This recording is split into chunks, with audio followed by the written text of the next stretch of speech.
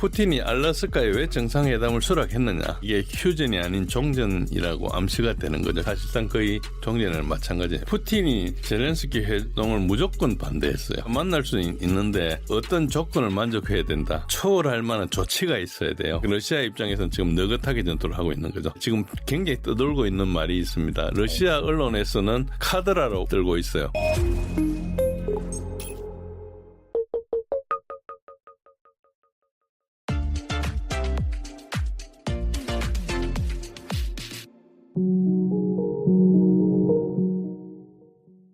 진재희 교수님 모셨습니다. 안녕하세요. 예, 안녕하십니까? 네, 교수님 모시고 여러분들이 또 관심 많아 하시는 이 지정학적인 또 전쟁 이슈에 대해서 살펴보도록 하겠습니다. 이 러우 전쟁 얘기 좀 해보겠는데, 최근에 이 알래스카에서 이 미국과 러시아의 정상회담이 또 열렸었고, 지금 방송하는 이 순간까지도 계속해서 속보하면서 뭐 휴전이라든지 이 종전 관련해서 뭐 조건들이 쏟아져 나오고 있습니다. 네. 이번에 이 미국과 러시아의 그 정상회담 어떻게 보셨는지, 여기에서 내포하는 바는 무엇일까요? 예.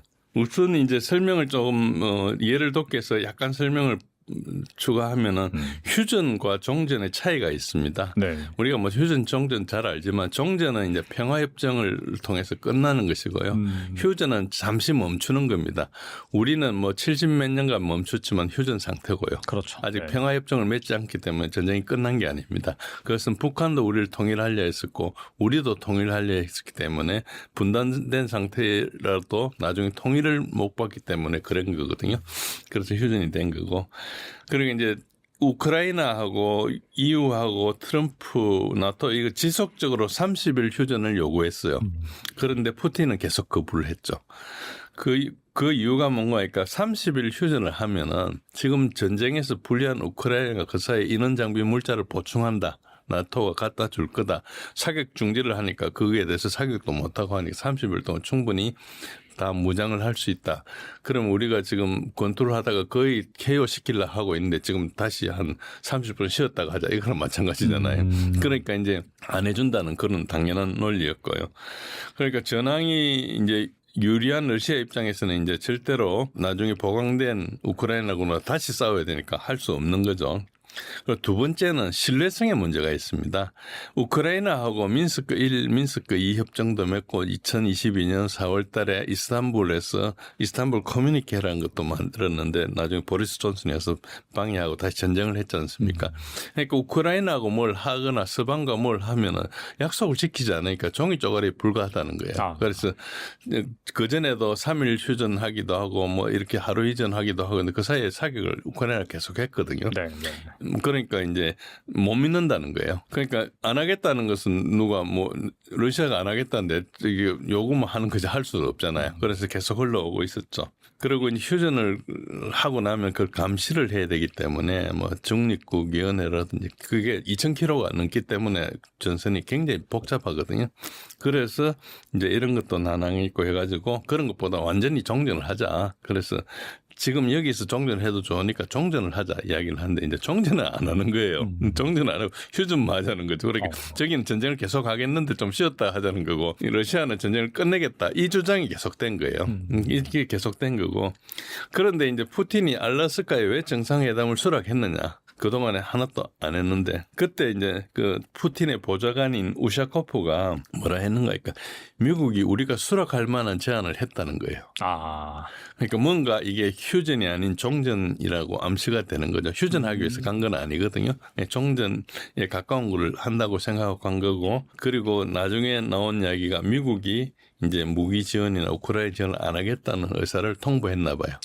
그러면 이게 사실상 거의 종전이랑 마찬가지예요. 왜냐니까 나중에 유럽이 맡아야 되는데 유럽이 맡는 거하고 미국이 있는 거 완전히 다르거든요. 맞아요. 지금 미국이 훨씬 더 많이 지원하고 있잖아요. 그렇죠. 미국이 뭐 거의 정보나 뭐 온갖 거 다 지원하고 있죠. 외교까지 다 지원하고 있죠. 그런 상황입니다. 앞서 유럽 각국 정상들은 트럼프 대통령과의 화상회의에서 이번 회담이 아닌 후속 평화 협상에서는 우크라이나를 끼워달라 그렇게 요구를 했는데 트럼프도 그 가능성 열어뒀었죠. 그리고 이 최근에 보도된 거 보면은 이제 젤런스키가 이 협상을 하기 위해서 워싱턴에 왔다라는 그런 기사가 나오기도 했고 향후 후속 협상이 이 3자 형태로 진행될 수 있을까요? 저는 굉장히 부정적으로 봅니다. 푸틴이 젤렌스키 회동을 무조건 반대했어요. 그게 이제 그러니까 푸틴이 바뀌어야 되겠죠. 네. 이때까지 어떻게 했는가 하니까 젤렌스키가 만날 수는 있는데 어떤 조건을 만족해야 된다. 그래서 젤렌스키가 여러 차례 지금 우크라이나하고 미국, 러시아하고 따로 이제 세 차례 만났는데 대부분 만나가 30분 하다가 끝났어요. 그냥 서로 주고받고 서로 간에 뭐 전혀 물러나지 않으니까. 그래서 이제 끝나버리고 뭐 그냥 포로나 교환하고 시체나 교환하고 그런 것만 했거든요. 그런데 젤렌스키 요구는 뭔가 하니까 1991년 영토를 완전히 복원해야 된다. 크림이건 지금 하고 이런 거 다 복원하고 러시아가 우크라이나한테 전쟁 배상금을 지급해야 된다는 거예요. 그러니까 자기가 성전국이에요. 승전국 입장에서 제안하는 거죠. 예, 그런 거예요. 그러니까 이제 말이 안 되는 거죠. 그렇죠. 그래서 네. 그리고 두 번째는 젤렌스키가 지금 임기를 넘긴 대통령이거든요. 임기를 넘긴 대통령은 어떤 문제가 있는 거 하니까 이 사람이 무자격한데 나중에 서명을 해놓으면 후임이 와가지고 앞에 그 사람 무자격한 거니까 협상했던 게 무효가 될 수도 있네요. 무효가 되는 거죠. 다시 해야 될 수도 예. 있고. 그래서 뭐 이야기는 할 수 있는데 서명은 못한다. 아. 그런데 이게 또 어떻게 되는 거니까 젤렌스키가 작년 5월 달에 임기를 넘겼는데 국회에서 지금 전쟁 중이니까 비상계엄을 통해서 그냥 임기를 연장한 거예요. 그러니까 법률로 통과했죠. 그렇죠. 법적으로 문제가 없네요. 네. 아니 그런데 우크라이나 헌법에는 그걸 못하게 돼 있거든요. 아 그래요? 예, 헌법을 법률로 뒤집은 거예요. 그러니까 이게 엉망이니까 어. 푸틴은 자기가 법률가니까 딱 보면 알잖아요. 이거 말도 안 되는 짓을 하고 이게 그냥 그 동네 깡패들 하듯이 나라를 운영하는 거죠. 그러니까 그 전쟁이라도 선거하는 게 무슨 상관이 있어요. 뭐 러시아가 선거하는데 폭파하는 것도 아니고 선거를 하면 되는데 그러니까 이제 자기가 선거하면 떨어지니까 선거를 안 하는 거죠. 그러니까 이게 젤렌스키는 자기 정권하고 모든 게 달려 있는 거예요. 여기서. 그래서 양보를 못 하는 거죠. 그래서 뭐 어차피 나라가 어떻게든 자기가 죽을 판이니까 그래서 이제 안 하는 그런 거라 보고 그렇게 되죠. 그래서 이제 젤렌스키가 푸틴을 만나고자 하는 이유도 거기서 뭘 얻기 위해서가 아니고 자기의 그 정당성이나 자기가 푸틴보다 더 저거 하다는 것을 이제 소위 말해서 카메라 앞에 나타내기 위한 글로 정도밖에 보지 않는 거예요. 왜냐하면 가져오는 안이 없으니까 안 자체가 들을만 하면은 알래스카까지 가잖아요.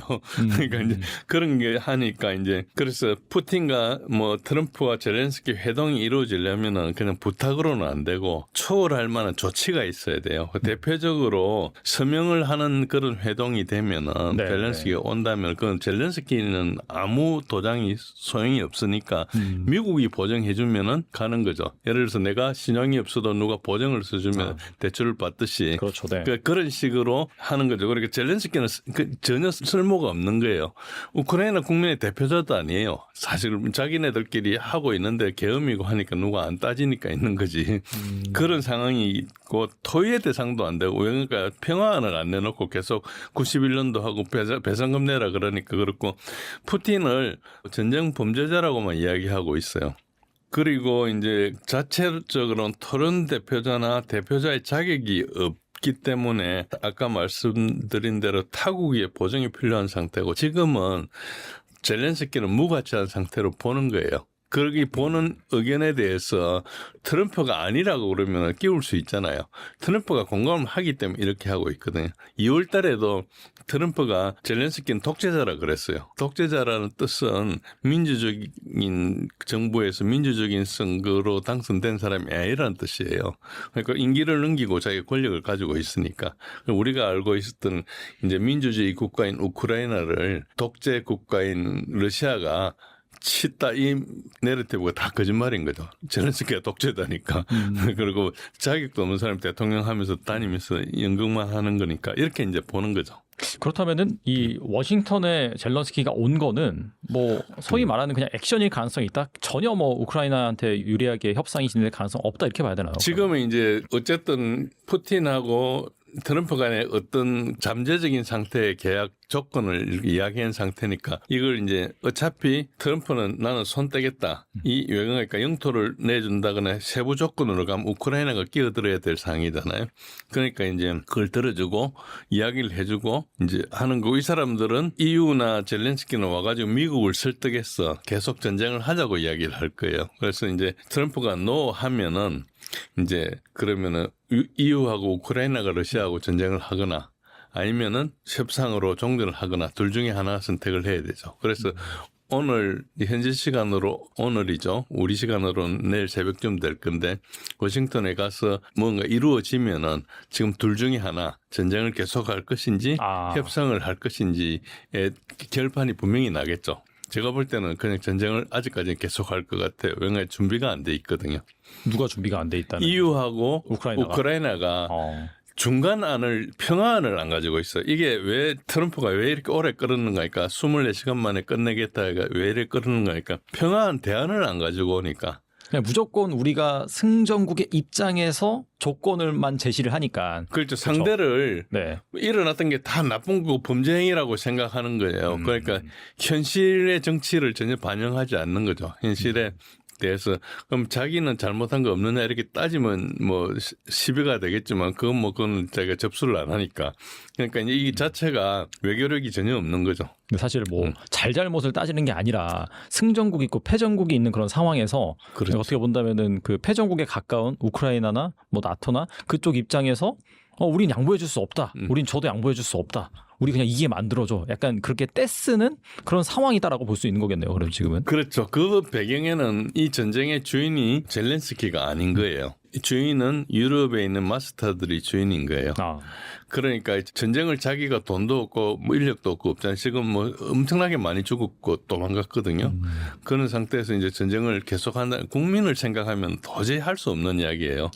한 사람 죽어가는 것 자체가 얼마나 가슴 아프겠어요. 그러니까 국민을 위한 존재가 아닌 거예요.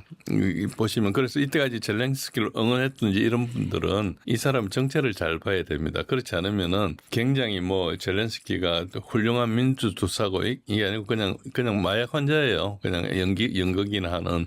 그러니까 아주 볼품없는 사람이고 자기 국민들을 이렇게 엄청나게 많은 사람 희생시키면서 이렇게 끌고 와가지고 아무것도 얻은 거 없잖아요. 나라 사람 다 떠나고 망하고 땅 뺏기고 그러면서 얻은 게 뭐 있어. 자기가 부정부패한 것밖에 없어요. 우리가 뭐 을사오적 이런 것보다 훨씬 나쁜 거죠. 얘는. 그리고 휴전에 대한 협상 논의가 지속되는 와중에서도 러시아와 우크라이나 간 공습은 계속해서 이어지고 있는 것으로 파악이 되고 있는데 우크라이나가 러시아의 정유시설에 드론 공습을 가하는가 하면은 러시아 역시 최근 우크라이나 키이우를 공습해서 민간인 수십 명의 사상자를 또 냈습니다. 현재 이 러우 전쟁의 전황은 어떤가요? 예, 우크라이나가 그 전쟁을 하는 것은 드론으로 거의 어째 보면 더티워라 그럴까요? 뭐 이렇게 뭐 지금 전쟁하니까 뭐 표적으로 상대를 때릴 수는 있는데 약간 전방에서 정식으로 싸워가지고는 계속 밀리고 있어요. 그러니까 다른 게임이 안 되니까요. 예, 그렇죠? 다른 걸 하고 있는 거죠. 네네. 그런 상황이고 지금 이제 쭉 보시면은.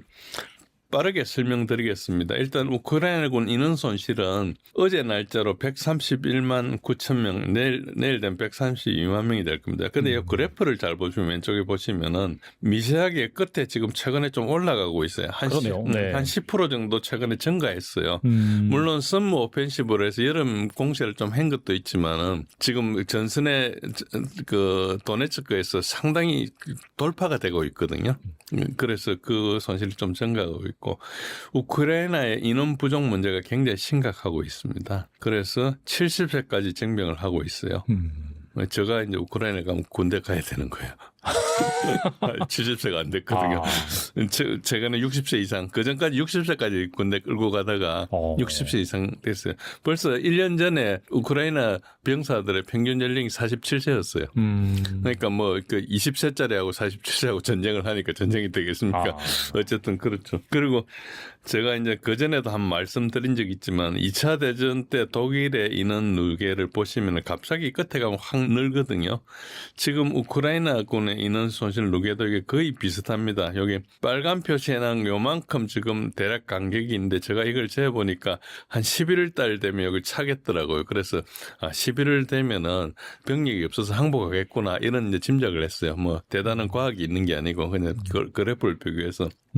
그래서 뭐 계속 수혜를 하면 2026년, 27년도 전쟁이 가능하겠지만 현실적으로 불가능하다. 그러니까 이렇게 많이 손실이 일어나면 불가능하다고. 이 손실보다 훨씬 많다고 사람들이 추정하고 있어요. 그래서 우크라이나는 지금 전쟁할 수 없는 상태, 억지로 전쟁을 하고 있는 거라 이렇게 보시면 됩니다. 그렇고 이제 러우 전중에 지금 전반적으로 다 뚫리고 있는데 특히 도네츠크가 지금 그 관심사입니다. 굉장히 많이 뚫리고 있는데 요 그래프를 보시면은 이 그래프가 이제 포크롭스크 그리고 콘스탄티노카 크라마토스크 슬로비안스크를 요게 제가 동그라미로 그려놨습니다.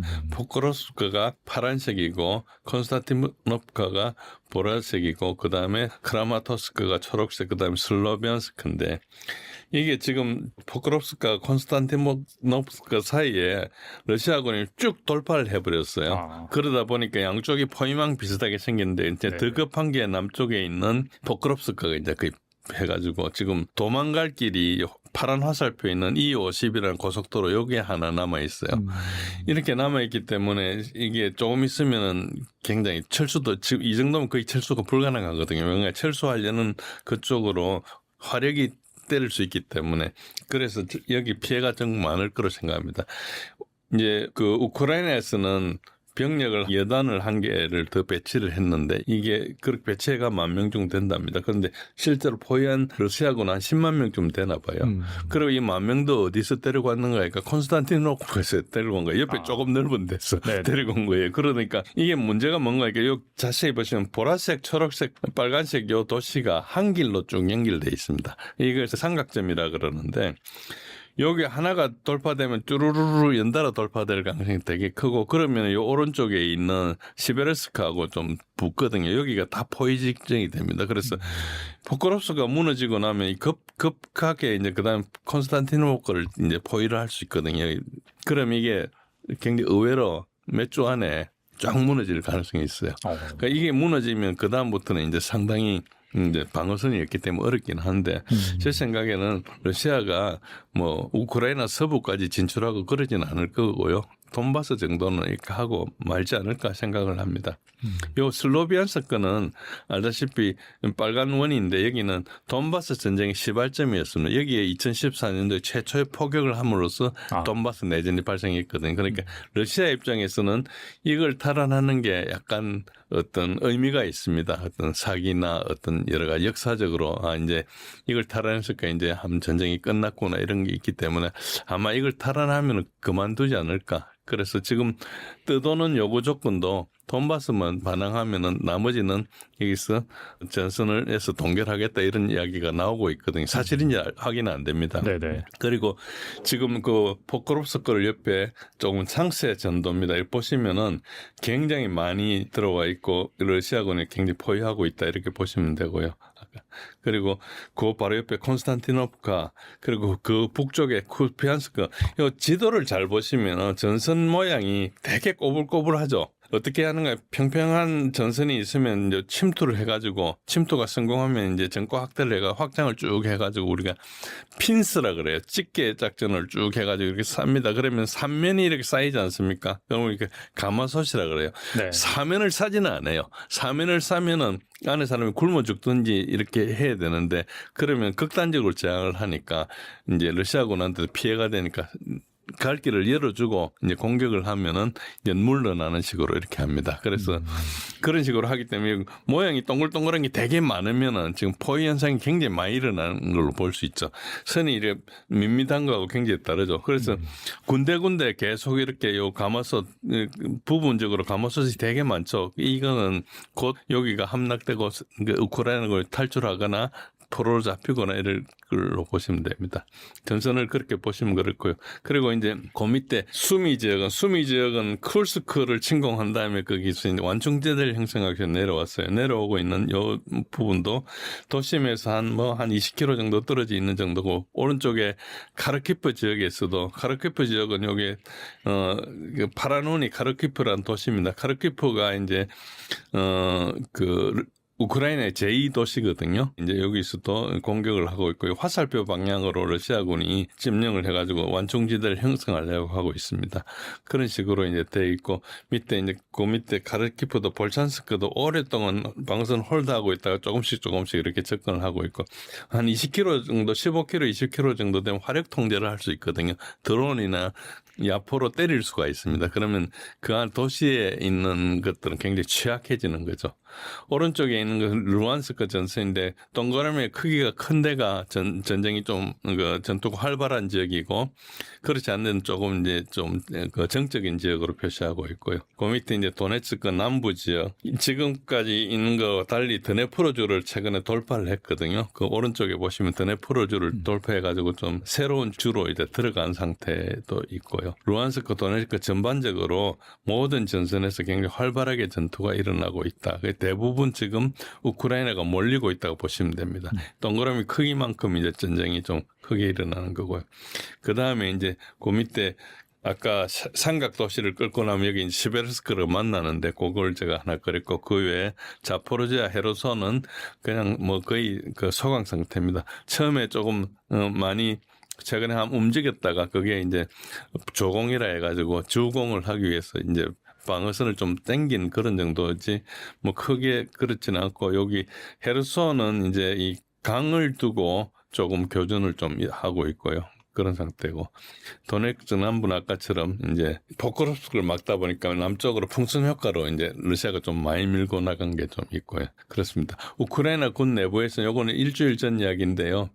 아 이게 휴전에서 빨리 되면 좋겠다. 지금 협력당이 직전이다. 이런 편지가 나올 정도로 내부의 붕괴 우려가 있고 이게 이제 2주일 전이군요. 7월 33주일인데 요것도 조금 시간 지난 건데 러시아에 들어온 미사일 공격이 계속 지속되고 있습니다. 그런 상태고요. 그래서 러시아군은 전선에 있는 우크라이나군을 때린 게 아니고 이제 후방에 있는 전력이 될 만한 것들을 때리고 있습니다. 특히 나토에서 장비가 오거나 하면 거기를 때리고 이렇게 하고 있는 그런 식으로 요 오른쪽에 보시면 때린 지도가 있는데 매일매일 조금씩 다른데 대략 이런 모습으로 때린다 보시면 됩니다. 그래서 보급기지나 직결지나 훈련장소나 비행장이나 무기생산공장이나 그리고 모병센터나 이런 데를 때리기 때문에 전투력을 생성해가지고 전방에 투입해야 되는데 그게 못 오게 막고 있는 거죠.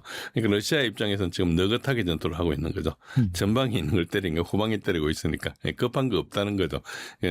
나중에 올 거를 미리 때려 놓는다는 그런 개념으로 하고 있다 보시면 됩니다.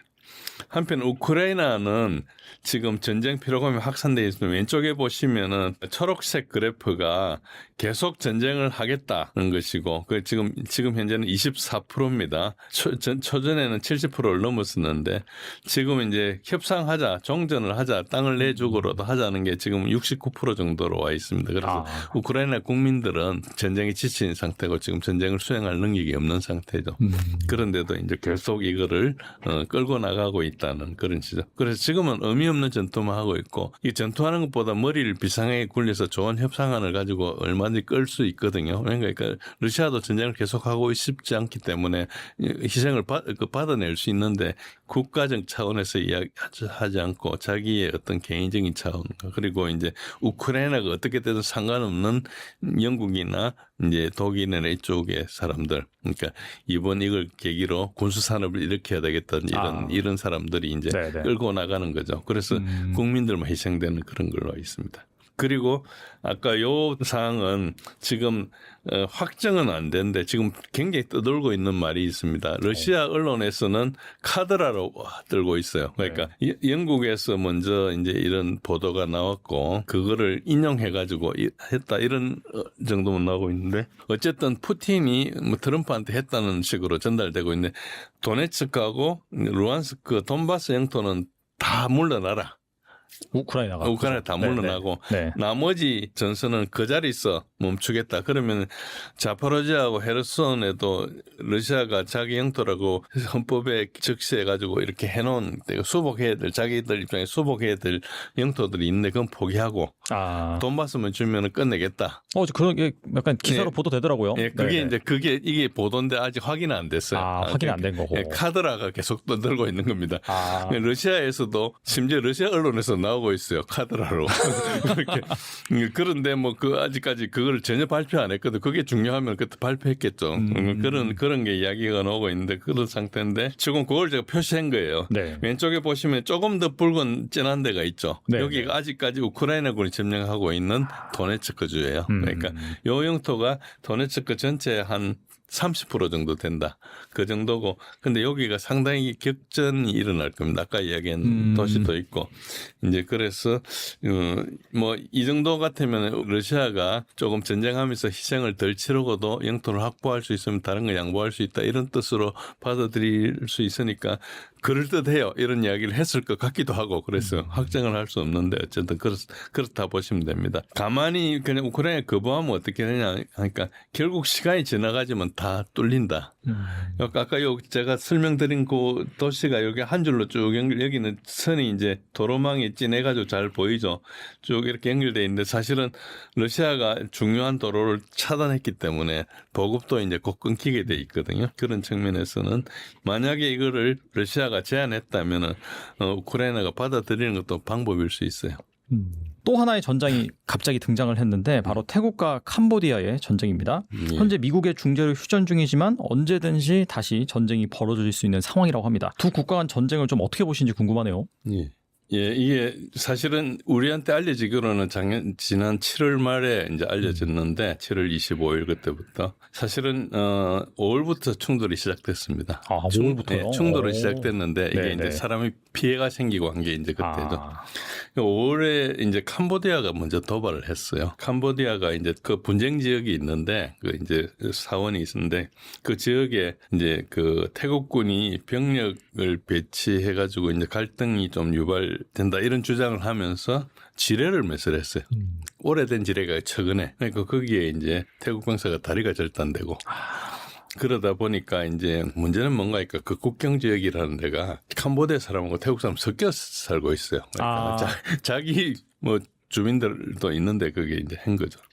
그러니까 태국은 대응을 해야 되니까 F-16을 가지고 대응을 했고 그리고 드론을 가지고 했는데 이제 F-16에는 우리나라에서 가져간 그 무장을 가지고 했죠. 그래서 이제 캄보디아의 주거 지역이 이제 좀 발사를 했어요. 그런데 그것은 엄밀하게 보면 태국이 약간 정당방위에 해당되거든요. 그래서 그거 자체는 문제가 안 되는데 아까 말씀하신 대로 미국이 뭐 중재를 했다고 뭐 주장을 하는데 미국이 아니고 말레이시아가 중재를 했습니다. 그 말레이시아가 중재하고 왜 미국이 중재가 안 되는 거니까 그 배경에 미국이 조장한 게 있거든요. 약간 대리전 성격이죠. 현재 휴전 상태고 이게 아세안이라는 틀 안에서 이걸 이제 하고 있어요. 그래서 말레이시아가 그 안에서 약간 어른 노릇을 조금 한 거죠. 양측 이제 군사 이동을 제한하기로 하고 그래가 일단 봉합을 해놨는데 지금도 간혹 뭐 이렇게 도발한다는 이야기가 들리는데 큰 건 아니고 가끔 이렇게 그런 정도로 있고요. 예, 그런 상태입니다. 그 분쟁 자체는 그렇고요.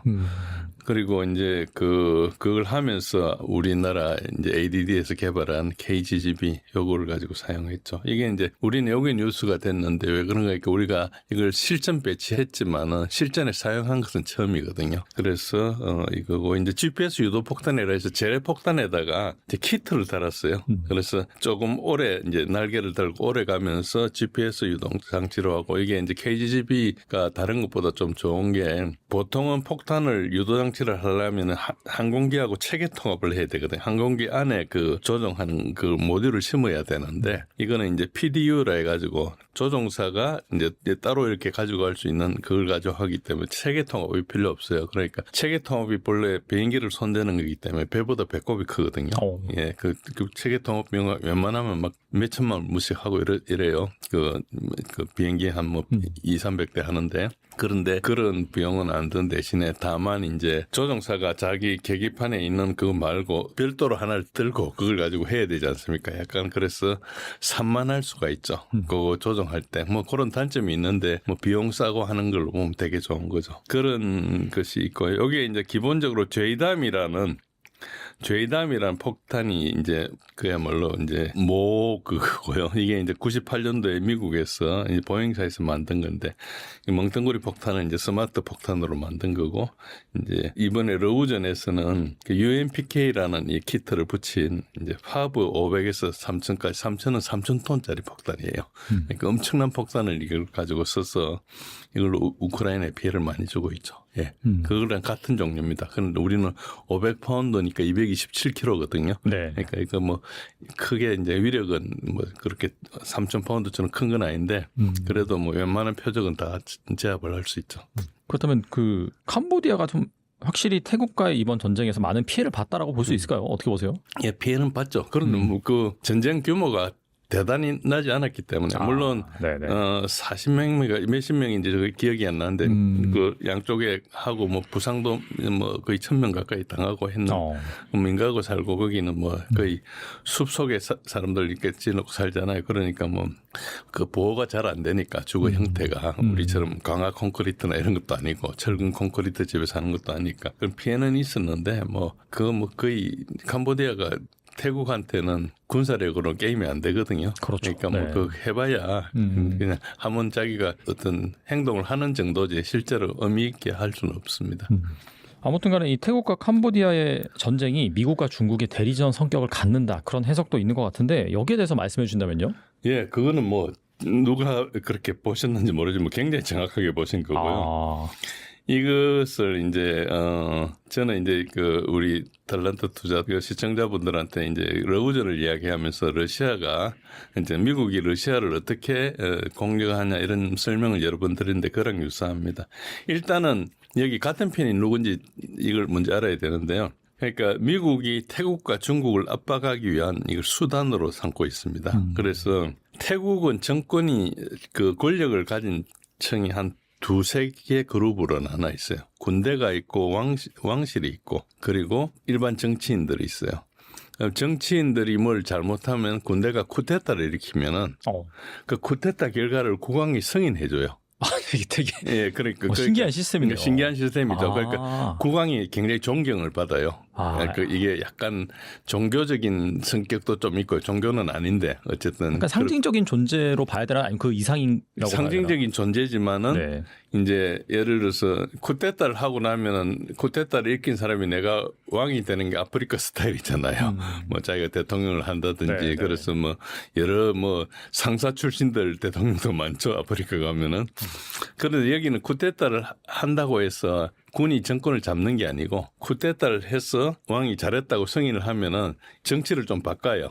다른 사람이 정치를 하거나 뭐 이렇게 해가지고 일단 지금 다른 쿠데타하고 상당히 다르죠. 그러니까 왕이 그렇게 두세 개라 그러는 것이 군하고 왕이 같은 편은 아니고 이제 나라가 시끄러워서 쿠데타를 해가지고 정권을 저거 하고 나면 이제 왕이 승인하는 그런 시스템입니다. 여튼 그렇게 보시는 게 좀 비슷하고요.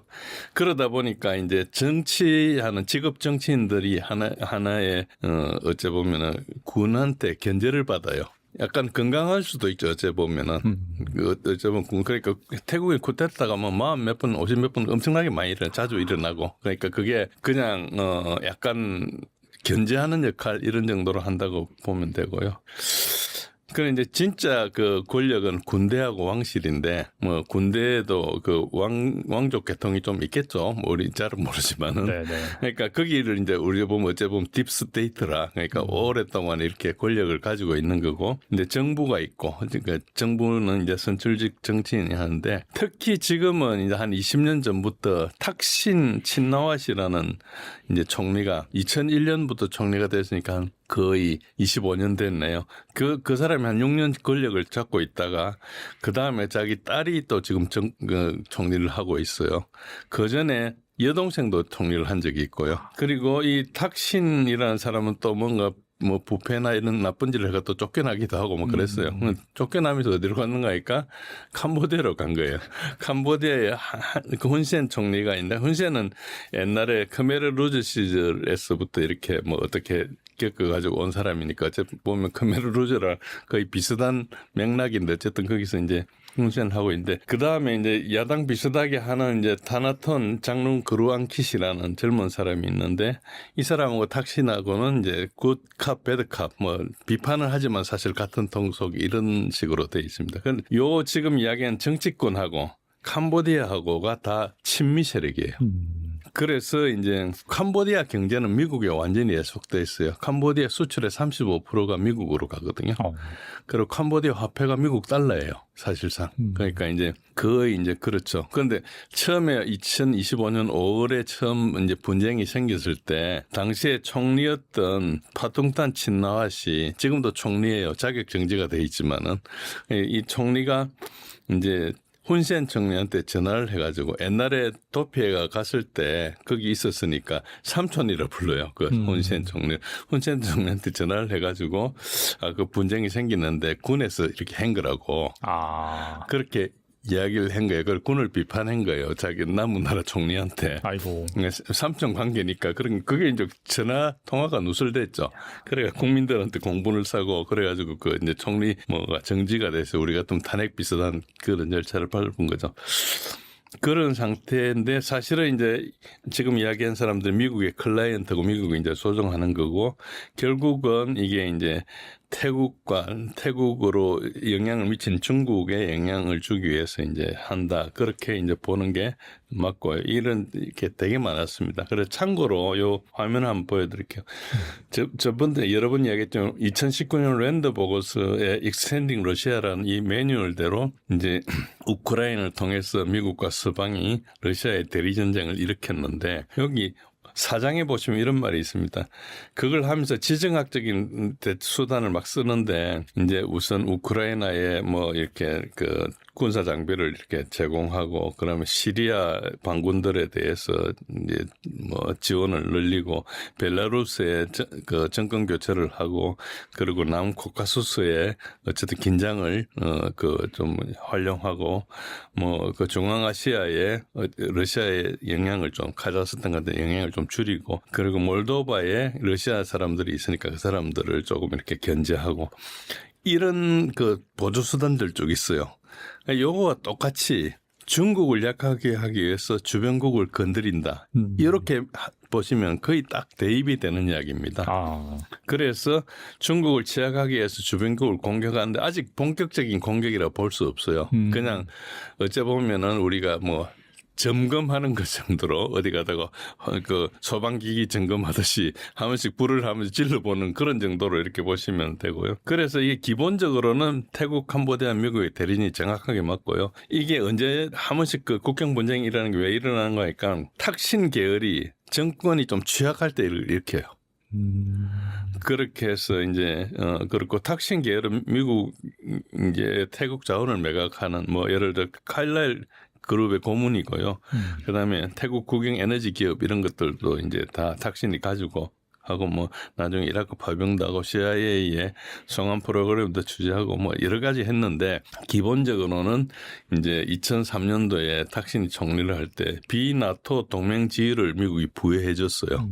그런데 2006년도에 쿠데타 일어나가지고 축출이 돼버렸어요. 그래가지고 도망가가 영국에 있기도 하고 뭐 태국의 그 무선 통신 회사를 다 자기가 가지고 있기도 하고 뭐 이런 가쁘기도 하고 그렇거든요. 어쨌든 그랬는데 이게 이제 부패가 있다 보니까 계속 정권이 흔들리잖아요. 그럴 때마다 이제 그때마다 쿠데타가 일어나거나 이렇게 되잖아요. 그러면 여기 뭔가 군을 약화하기 위해서 이제 국경 분쟁을 일으키기도 하고 국경 분쟁이 그럴 때마다 일어나요. 그러니까 이게 한 번씩 본격적인지는 아니지만 한번 시험 가동해 보는 거죠. 그렇게 보시면 되고요. 단골 충돌 소재가 미얀마 내전이 있어요. 미얀마 내전이 있고 태국의 남부에 가면 말레이시아랑 이렇게 붙어 있는 부분이 있거든. 거기에도 분리주의자들이 있는데 거기도 좀 건드리고 지금 있는 국경 사원 문제도 건드리고 그래서 이제 태국을 여하튼 그런 걸 자꾸 벌리면 태국의 국력이 계속 그런데 신경 써야 되잖아요. 그런 걸 확장하는 거죠. 그리고 여기에 뭐 태국에 시위할 때 5, 6년에 시위할 때 미국의 NED National Endowment for Democracy 그러니까 이 CIA 하부기관이죠. 여기서 이제 자금을 지휘하고 이렇게 했던 그런 경력이 있고요. 그렇습니다. 그래서 여기 보시면은 지금 이게 동남아 충돌점이라고 제가 왼쪽에는 미얀마입니다. 미얀마의 지금 내전 지도를 그려놨는데 너무 복잡하니까 설명을 생략하고요. 바로 오른쪽에 이제 제가 미얀마에도 동그라미 했지만 동그라미가 파란 동그라미가 3개가 있고 빨간 동그라미가 하나가 있습니다. 빨간 동그라미가 있는 저기가 지금 충돌 지점입니다. 충돌 지점이고 그 외에 망들은 저게 이제 중국에서 이야기하는 트랜스 인도네시아 철도망이라고 쿤밍에서 연결하는 싱가포르까지 연결하는 철도망이 이렇게 여러 갈래로 건설돼 있거든요. 이렇게 놓으면 이제 중국에서 이쪽하고 교역하는데 되게 좋잖아요. 이게 뭐 밀림도 있고 정글도 있고 이런 데는 철도를 다 까니까. 그래서 이제 중국의 영향력을 계속 이제 건드리는 거죠. 빨간 데가 지금 국경 분쟁이 일어난 곳인데 실제로 자세히 보시면 캄보디아 서남 쪽에 빨간데 서남 쪽에 동그라미가 있죠. 거기도 지금 분쟁을 일으켜놨어요. 그러니까 굉장히 이제 다양하고 태국의 반군 지원도 하고 이런 걸 이제 CIA나 이런 걸 통해서 하는 거죠. 그렇게 이제 그런 식으로 보시면 된다 싶습니다. 말씀 들어보니까 이 미중 간의 대리전 성격을 갖고 있다는데 사실 이 부분은 약간 좀 잘못된 부분이고 미국이 결과적으로 이 중국의 힘을 약화시키기 위한 약간 동남아에서의 분쟁이 계속해서 일어날 수밖에 없는데 그 중에 하나가 이제 태국과 캄보디아였다 이렇게 정리하는 게 맞다고 보신 거죠? 그렇습니다. 그래서 이제 특히 유럽 동유럽 평원에서 시작해서 한반도까지 이 유라시아 대륙에 거의 배 들어가는 곳에는 다 분쟁을 일으켜놨어요. 영국이 시작했고 미국이 프랑스가 도와주기도 하고 그걸 같이 경쟁하기도 하고 하면서 그러니까 영국이나 미국은 해양 세력이거든요. 해양 세력이 이 대륙에 진출을 하려면은 모두가 잘 지내면 들어갈 데가 없잖아요. 그래 분쟁을 일으켜 놓으면 그 분쟁을 이용해서 서로 간에 결속력이 약했을 때 거기 한쪽에 편을 들어가 돈을 대줘가지고 항구 조차권을 얻는다든지 뭐 여러 가지 뭐를 할 수 있는 거죠. 그런 식으로 이제 보시면 된다. 그래서 지정학을 보실 때 누군가는 그걸 일으키는 쪽이 있다. 우리나라 같이야 제국주의적인 사고 방식이 아니니까 우리 먹고 살기 바쁘니까 그렇죠. 그런 걸 전혀 생각하지 않지만은 세계를 지배하려는 사람들은 어쨌든 이제 그런 걸 하고 있다. 이렇게 보시면 됩니다. 그 얘기인즉슨 앞으로도 이 동남아에서 분쟁이 일어날 가능성은 좀 있다. 그렇죠. 봐야겠네요. 동남아도 있고 한국도 그것 중에 하나입니다. 한국도 매듭을 풀지 못하게 꼬여 있잖아요. 거기에는 강대국들이 행사하는 거죠. 어떤 사람들은 한국이 통일이 되지 않기를 바라는 세력들이 분명히 있는 거죠. 거기 어떻게 하는지는 우리가 조사를 해봐야 되지만 어쨌든 지정학적으로 그렇습니다. 그리고 최근 우크라이나에서 대규모 반정부 시위가 열리는 등 젤런스키 대통령이 정치적 위기를 맞고 있습니다. 네. 이 젤런스키 정부의 부패 혐의가 불거진 모습인데 어떤 상황인가요? 예, 이건 약간 관제 비슷한 건데요. 관제까지는 아니고요. 그러니까 7월 중순에 젤렌스키가 엄청나게 좋은 상태에 있었어요. 유럽 지도자들한테 우크라이나 재건회의 가가지고 기립박수도 받고 여러 가지 이제 독일에서 패트리어트도 지원하겠다 그러고 그래서 이제 젤렌스키가 자기를 위해서 싸우는 사람을 대고 이렇게 이제 입지가 강화돼 가지고 이걸 가지고 국내에서도 권력을 공고히 할 수 있는 기회였거든요. 근데 뭘 했는가 하니까 이제 반부패 기관이라 해서 부패를 감사하는 조직이 있습니다. 나부하고 사포라는 두 개의 조직인데 이거는 USAID라고 미국에서 미 국무부가 지원하면서 설치했던 기관이에요. 자기네 돈이 가면서 감사를 해야 되겠다 해가지고 했는데 이 부패 기관을 이제 통제하겠다는 국회에서 투표를 해가지고 얘네들 거의 무력화시켰어요. 무력화시키니까 이제 즉각 시위가 일어났거든요. 그 시위가 일어났는데 우크라이나는 계엄 상태라서 시위면 다 잡혀가요. 아, 그러네요. 근데 자세히 보시면은 시위를 하는데 시위하는 여자애들하고 젊은 애들하고 시위를 하죠. 여기 제가 지금 18세 안 넘으면 군대 끌려갈 거예요. 네. 어쨌든 제가 잘 모르겠습니다. 그래서 이게 시위가 누가 했는 거니까 네오나치 집단 내에서 정적들이 이제 내부 반발을 했는데 시위대가 일반 시민은 아니고요. 이제 우크라이나의 젤렌스키 전임 대통령이 포로셴코인데 포로셴코나 조지 소로스가 운영하는 오픈 소사이티 파운데이션이나 이런 데가 주도를 해가 시위를 한 거예요. 그래가지고 젤렌스키에 맞서는 우크라이나 내 올리가 그러니까 과점 자본들의 연합이 이제 정치 카르텔이죠. 거기서 이제 했는데 결국 젤렌스키가 후퇴해가지고 이걸 다시 복원하는 법률에 서명을 했어요. 그게 무슨 말인가 하니까 우크라이나 실제 통제한 사람이 젤렌스키가 아니고 꼭두각인 거죠. 그러니까 서방에서 돈을 주면서 감사하는 기간을 넣었는데 이거를 자르니까 시위를 했잖아요. 다른 거는 막 해도 젤렌스키가 독재 정권을 행사해도 서방에서 꼼짝도 안 하는데 자기 기간은 건드리니까 이제 이렇게 한 거거든요. 그러니까 젤렌스키보다 이 기간이 훨씬 힘이 센 거죠. 그래서 이제 민주주의가 아닌 통제다. 그래서 서방이 비판을 할 때 우크라이나가 얘가 막 독재로 변하고 있다. 이제 이거 법률 통과하니까 막 언론에서 떠들었어요. 일제히. 그러니까 이 사람들 한통속으로 움직이는 거죠. 그리고 야당 탄압을 하거나 언론 폐쇄를 하거나 선거를 중단하거나 했던 그 전에 주체했던 행동들에 대해서는 전혀 비판이 없었거든요. 그런 거 다 해도 민주주의라고 그랬고 했는데 지금 이거 건드리니까 좀 난리죠. 그래서 우크라이나가 서방의 통제에 벗어나는 것에 대해서만 강력하게 반발을 하는 거죠. 그래서 서방의 주요 관심사는 우크라이나 민주주의가 아니고 우크라이나에 대한 통제권을 유지하는 거라는 걸 증명한 거고 지난 3년 반 동안에 민주주의 우크라이나에 대한 독재자 푸틴의 침략이라는 담론이 거짓임을 드러낸 거죠.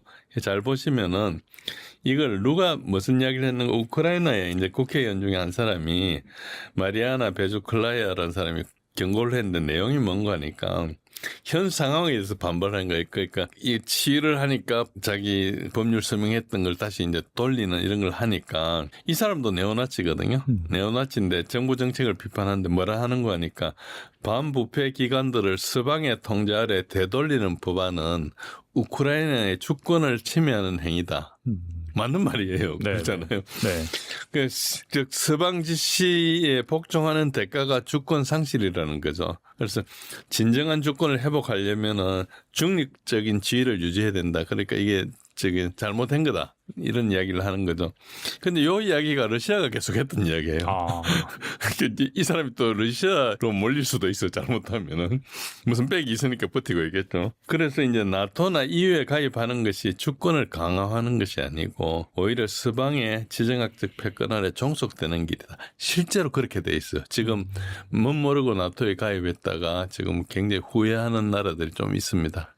그래서 그 현상을 지금 질문하는 현상을 사실은 반부패의 문제가 아니고 이제 서방에서 우크라이나를 통제하는 통제기관에 대한 문제다 이렇게 보시면 돼요. 그리고 이 러시아가 우크라이나 전쟁 비용을 충당하는 핵심 수입원인 석유와 가스 수입이 7월 한 달간 전년 동기 대비 27%나 감소했다라고 합니다. 아울러 러시아군 전사자주가 최소 12만 명을 돌파했다는 보도도 나오는데 인구 감소와 재정 악화로 러시아 경제 전반이 심각한 상황이다라는 얘기가 있는데 어떻게 보시나요? 예, 인구 감소 문제를 먼저 말씀드리면은 인구 감소는 이게 이제 뭐 인구 감소까지는 아니고요. 네. 전사자 수가 12만이라는 것은 BBC에서 외주를 하는 그 스페인의 업체에서 조사를 쭉 했는데 여기가 꽤 정확합니다. 이 숫자가 실제 자기네들이 다 조사한 숫자의 5%를 더한 거예요. 빠진 게 있으니까. 그런데 또 중복도 좀 있어요. 그래서 이것보다 좀 작을 거라 그러는데 그래도 굉장히 정확해요. 실제로 가서 보기도 하고 뭐 여러 가지 뒤지어서 하거든요. 돈을 많이 들여서 조사하는 거예요. 신뢰할 만한 정보다라고 볼 수 있는. 예, 그래서 저는 이 자료를 씁니다. 이 자료를 3년 반치를 다 모아놓으면 기간별로 추세도 있게 해가지고 그걸 가지고 우크라이나 군이 어떻게 변했다 추정도 하고 합니다. 그래서 러시아군의 사망이지만 우크라이나 군하고 매치형 시기 보면은 이제 일치성을 좀 알 수 있거든요. 네네. 뭐 엄청나게 통계적으로 유의한 것은 아니지만 어느 트렌드는 좀 나옵니다. 그런 게 있어서 12만 명 돌파했다는 것은 거의 사실로 보이고요. 그리고 러시아는 여기에 보통 여기에다가 한 5배의 부상자를 더합니다. 그렇죠. 네네. 그 부상자를 5배를 더하면은 60만 명이 이제 손실이 네. 보상을 입었다 볼 수 있죠. 네. 그런데 그 부상자 중에서 돌아올 수 있는 부상자들이 있어요. 그러니까 의료시설 좋거나 상황이 좋으면은 대부분 사람들이 돌아옵니다. 그래서 한 80% 정도 돌아와요, 최대. 그러니까 지금 뭐 다리가 절단됐든지 해가지고 전쟁에 참여 못하는 사람은 12만 명 정도가 있는 걸로 보면 되죠. 그리고 나머지는 뭐 가벼운 부상이나 해가지고 뭐 다리 좀 부러졌다가 붙인 다음에 돌아왔다든지 이런 식으로 복귀한 사람들이거나 뭐 제대한 사람들 이런 사람들은 이제 뭐 계속 순환을 도니까 그런 식으로 해서 손실을 추정할 수 있죠. 그 손실은 다시 전선에 복구 못하는 걸 손실이라고 그러거든요. 탈영을 하거나 실종이 되거나 포로로 잡히거나 뭐 이런 것도 다 손실로 하죠. 그래서 이 수치는 꽤 신뢰할 만하다. 그리고 두 번째로 이제 경제 문제는 지금 7월 달뿐만 아니고 6월 달도 감소를 했어요. 유가 하락이 크고요. 그다음에 루블화가 너무나 강세한 것도 큽니다. 루블화를 강세다 보니까 이제 전반적으로 수입은 루블화로 치지 않습니까? 그렇죠. 그러니까 네. 이제 그런 게 좀 있고요. 그래서 이제 우리가 따질 때 18차 제재 패키지가 좀 영향이 있었을 거다. 6, 7월에 좀 이렇게 했었으니까 그런 이야기도 있는데 그러나 전체 세수에서 에너지 수입을 차지하는 것은 25% 미만입니다. 한 17%, 18%, 20몇 프로 이렇게 해마다 다른데 그래서 뭐 이렇게 27% 감소했다고 27% 감소되는 게 아니고 재정에는 27%의 4분의 1 그러면 한 7%, 8% 이렇게 감소한 거죠. 그것도 큰 겁니다. 그것도 크지만은 어쨌든 기본적으로 연간 최대 187억 불까지 재정 빵꾸가 날 거라고 보는 겁니다. 그리고 러시아는 그러나 작년부터 너무나 경제가 과열돼 이제 시키고 있었거든요. 그리고 이자율도 좀 내리는데 지금 인플레가 좀 들어가지고 이자율을 올렸다가 이자율이 조금씩 떨어지고 있습니다. 그래도 살인적인 이자율인데 그래도 20몇 프로에다가 지금 18%로 떨어지고 있거든요. 어쨌든 러시아는 경제가 조금 이제 위축되는 걸 바라지 않지만은 너무 과일 성장은 바라지 않다 그래서 그렇게 가고 있고 오른쪽에 보시면은 1분기까지는 보시라도 이제 많이 줄어들었죠. 2분기는 조금 더 줄어들 가능성이 있는데 그러나 이거 전체가 이제 뭐 약간 일시적인 현상이다. 러시아는 한 250억 불 정도 불필요한 걸 주출을 안 하려는 그런 자구 노력을 하고 있죠. 러시아는 전체 재정 그 국가 부채 비율이 GDP 20% 이하거든요. 그 재정 건전성이 되게 좋아요. 그래가 옛날에 90년대 빚 많이 했던 거 대부분 갚았기 때문에 그런 것도 있고 여유가 있고요. 그다음에 나중에 뭐 그 제재가 풀리고 하면은 옛날에 뭐 3천억 불 맡기는 거 찾고 할 거 아닙니까? 그래서 러시아 재정은 크게 문제가 없다고 보는 건데 어쨌든 그래도 잘 나가다가 지금 좀 싫은 건 있죠. 그런데 원래도 그 경제 성장 실질 인플레 다 제외하고 실질 경제 성장 예상치가 0.9%에서 2.5% 정도 범위에 있거든요. 그러니까 한 1.5% 정도는 되겠죠. 아무리 봐도 뭐 그 정도로 보면 될 걸로 보입니다. 한편 영국의 파이낸셜 타임스는 최근 러시아가 러우 전쟁에서 구형 무기를 모두 소진한 후부터는 신규 무기를 비축하는 데 공을 들이는 전략을 펼치고 있다라는 얘기가 나오고 있습니다. 이는 향후 나토 국가들이 개입한 분쟁이 발생할 가능성에 대해서 고품질 탄약을 비축하기 때문이라는데요. 실제 이 분쟁이 생길 가능성 어떻게 보시나요? 그 맞는 말도 있지만은 또 틀린 말도 있습니다. 러시아가 이제 어떤 게 이번 전쟁에서 어떤 게 큰 장점이 있는가? 그러니까 구소련의 생산 시설이나 비축 물량이 되게 많았어요. 그래서 생산 설비와 비축량이 그대로 있는데 나토나 유럽이나 다른 나라들은 미국도 그 설비를 많이 줄여버렸죠. 그러니까 이제 이게 생산이 제대로 안 되는 거죠. 그런데 그런 차이가 있는데 전통적으로 러시아 경제를 보면은 이제 군사과학 기술이 많이 발전해 있고 그리고 방산업체들이 사실상 국유화가 돼 있습니다. 그러니까 서방의 업체들은 그걸 수익을 남기가 주식에 서로 이렇게 하는데 반해서 여기는 약간 국가에서 보존해주고 하는 거고 그리고 러시아 경제가 서방 경제에 비해서 특히 소비재 계통이 되게 약하거든요. 예를 들어 자동차 같은 것도 우리나라가 들어가지 않습니까? 공산품이 별로 없죠. 네, 그게 약한 대신에 이제 이런 관 관련된 우주라든지 과학기술 이건 되게 발달해 있어요. 그렇죠. 그러니까 우수한 인재들 그쪽으로 가는 거죠. 이쪽에는 가봐야 외국 회사에서 뭐 이런 거 하니까 대략 이제 그 인재도 그렇고 경제가 대략 국가 운영하는 쪽으로 발달해 있다. 소련의 어떤 영향을 계속 받아가지고 이렇게 보시는 게 좀 맞고요. 그러니까 이제 그 전쟁을 하면서 비축량은 당연히 소모를 했겠죠. 그 소모를 하면서 이제 그거를 뭐 소모될 걸 예상했으니까 생산했을 거 아닙니까? 그러니까 산업 생산 능력을 극대화하기 위해서 국방장관을 이번 벨루소프 국방장관을 작년에 교체를 할 때 경제 전문가를 앉혔어요. 이 사람 경제 전문가예요. 그러니까 이게 그전에 쇼이구는 굉장히 임기응변적으로 문제가 발생했을 때 잘 대처하고 했기는 했는데 장기적으로 가야 된다. 나토하고 붙을지도 모르니까. 그래서 이제 장기적으로 하기 위해서는 이걸 막 필요하다고 막 짓다 보면 경제성이 없이 막 할 수가 있으니까 그렇죠. 계획적으로 잘 이렇게 규모의 경제가 있게 해라 해가 경제 전문가를 장관을 시켰거든요. 그게 이미 대비했다고 볼 수 있는 거죠. 그리고 어떤 우방이 러시아는 부족해요. 그러니까 거의 자기밖에 없거든요. 벨라루스가 있는데 작은 나라니까. 결국은 러우전을 시작할 때 나토하고 붙는 걸 생각했겠죠. 나중에 안 되면 나토가 쳐들어올지 모른다. 우리가 우크라이나 하다가 너무 약해지면은 그 약점을 보고 나토가 핑계 잡아 들어올지 모른다는 위기감을 가지고 했을 거예요. 네. 그거 없이 하진 않았을 거거든요. 그러니까 이런 걸 다 미리 계산했다고 볼 수 있고요. 그리고 소모전을 택한 것도 손실을 줄이기 위해서 소모전을 택한 거예요. 소모전을 택하지 않고 기동전을 해서 막 들어가면은 빨리 성공을 볼 수 있는데 대신 내 피해가 늘어나거든요. 그렇죠. 네. 근데 그렇게 해가지고 정가는 거둘 수 있을지 모르지만 손해를 입으면 나토가 쳐들어올 수 있거든요. 그걸 항상 생각해야 되니까 손해를 줄이는 거죠. 뭐 세월라 내어라 그냥 우리는 20년도 하겠다는 생각으로 하는 거예요. 그런 식으로 하니까 이 경제가 왔다 갔다 하면서도 경제를 좀 죽이려 하는 것도 너무 과일이 되면 인건비도 늘어나고 해가지고 비용이 급증하니까 조금 이렇게 그런 조절도 하고 할 정도로 전반적으로 이게 통제를 하고 있다 이렇게 보시면 되고요. 우크라이나군은 4차례에 걸쳐서 제가 그 아까 말씀드린 그 10여만 명 그 데이터를 다 분석을 해보니까 그때 우크라이나군하고 이제 손실하고 비교해 보니까 한 4차례에 걸쳐서 우크라이나군이 거의 전멸을 했어요.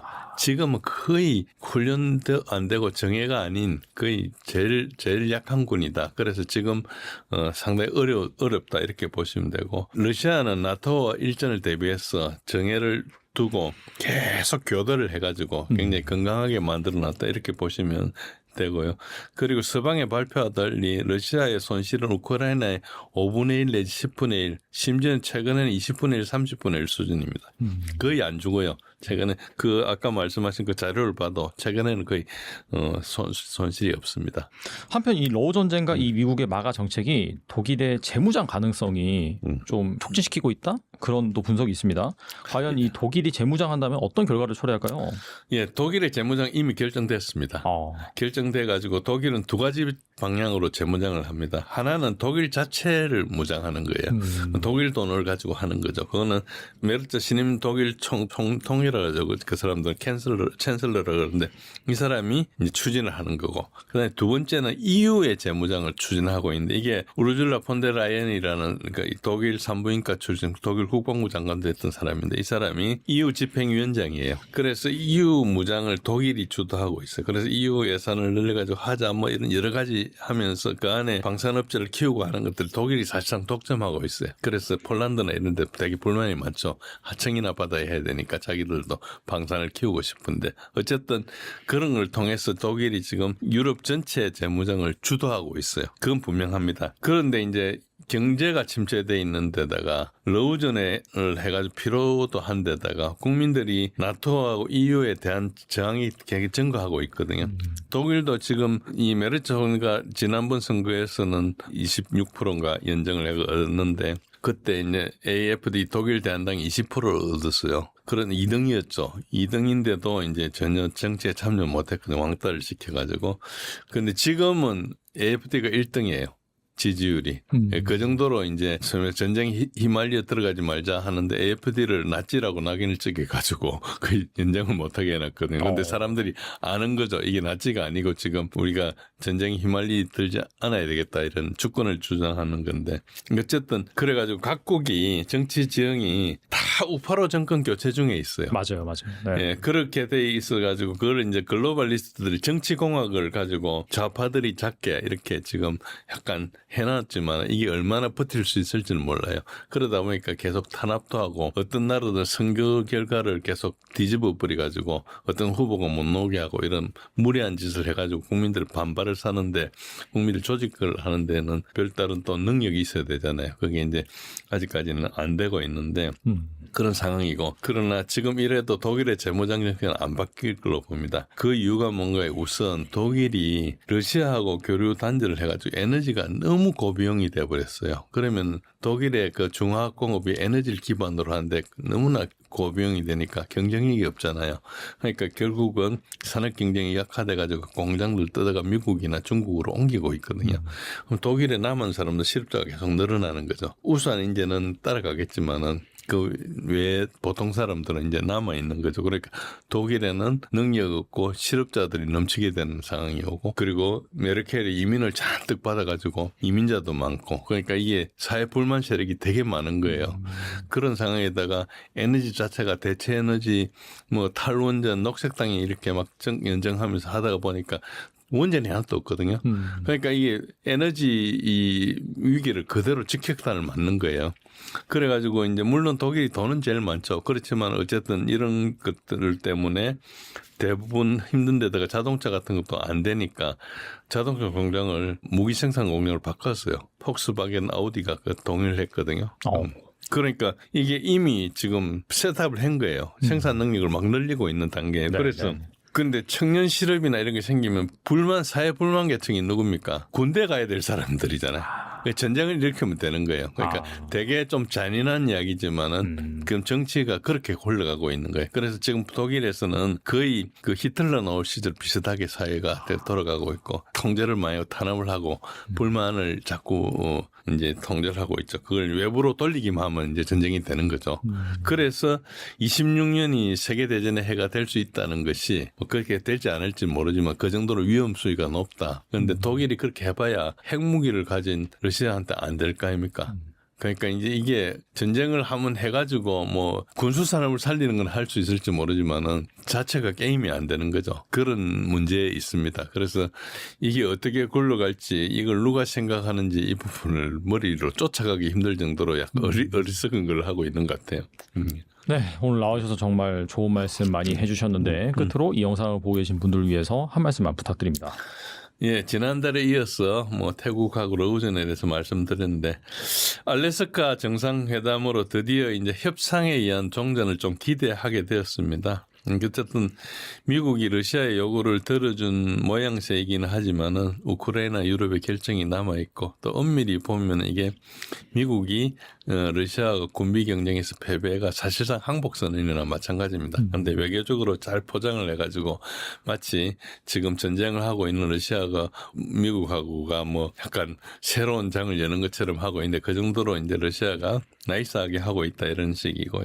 굴욕을 안 주는 거죠. 전혀 굴욕을 주면 언젠가 다시 자기네를 맞을 거니까. 우크라이나는 지금 항복을 할 시점을 초과한 상태예요. 그래서 저는 이대로 가면 11월 버티기 힘들다 생각하는데 우크라이나하고 유럽의 합리적인 결정이 기대됩니다. 뭐 그렇지 않으면 전쟁을 해야 되는데 뭐 지금 그 사람들의 선택에 달려 있기 때문에 어떻게 될지 잘 모르겠습니다. 어쨌든 그렇고요.